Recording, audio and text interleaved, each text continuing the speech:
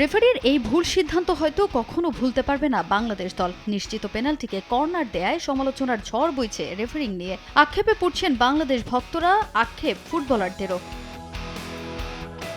Match জুড়ে একের পর এক গোল মিস, প্রতিপক্ষের ডি বক্সে গিয়ে তাল গোল পাকানো, সেসব ছাপিয়ে গেছে রেফারির পেনাল্টি না দেয়ায়। জানিয়ে আফসোস আছে ফাহিমেরও। রিভিউ এর আবেদন করার আগেই কর্নারের সিদ্ধান্ত দেয়ায় ক্ষোভ ঝাড়লেন তিনি। ওই একটা পেনাল্টি ঘুরিয়ে দিতে পারত ম্যাচের মোড়। শুধু এটাই নয়, বেশ কিছু সিদ্ধান্ত বাংলাদেশের পক্ষে আসার কথা থাকলেও সবই গেছে সিঙ্গাপুরের পক্ষে।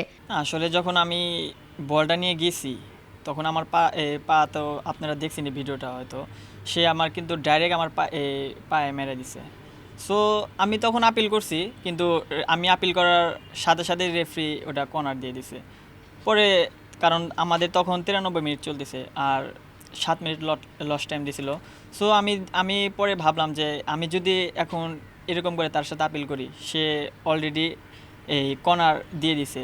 সো আমি তারপরে ওটা নিয়ে আর কিছু বলিনি আর কি রেফারিকে। প্রথম থেকে কিন্তু আমাদের ফেভারে ছিল না রেফারি, আপনি খেয়াল করে দেখবেন। সো আমার কিছু টাইম মনে হয়েছে যে রেফারি একটু ডিসফেভার করছে আমাদের। রোজকার সাধারণ খাবার এখন হবে অসাধারণ। প্রাণ স্বাদের মশলা, স্বাদ বাড়ায়, ঘ্রাণ ছড়ায়। হামজা সমিতদের সংযুক্তিতে বাংলাদেশ দলের শক্তি বেড়েছে। মাঠ কিংবা মাঠের বাইরে হামজার অবদানে মুগ্ধ ফাহিম। লেস্টার তারকার সঙ্গে বোঝাপড়া ভালো হলেও সমিতের সঙ্গে মাঠে বোঝাপড়ায় কিছুটা ঘাটতি ছিল বলে জানান তিনি। ফাহমিদুলের একই পজিশনের খেলোয়াড় ফাহিম হলেও দলে নিজের জায়গা নিয়ে চিন্তিত নন তিনি। হামজা ভাই তো ইন্ডিয়ার সাথেও ছিল, আপনারা সবাই দেখছেন হামজা ভাই কি, আর সে তো অ্যানাদার লেভেল, অন্য লেভেল। আসলে তার বিষয়ে আসলে কি বলবো, কিছু বলা নাই। আর সৌম্যের কথা বলবো, সে আমাদের সাথে এটা তার প্রথম ম্যাচ।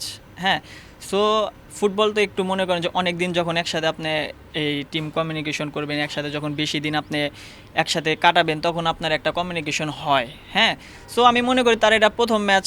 আমরা ডে বাই ডে যখন আরও ম্যাচ খেলবো তখন তার সাথে আমাদের কমিউনিকেশনটা ভালো হবে। অবশ্যই ফাহমিদুল ভালো, কারণ সে বাইরের দেশে আপনার এই বাংলাদেশের তুলনায় আপনি সে যেমন ইতালিতে বড় হয়েছে, অবশ্যই বাংলাদেশের থেকে ইতালির ফুটবল অনেক এগিয়ে, এটা তো কোনোই নাই।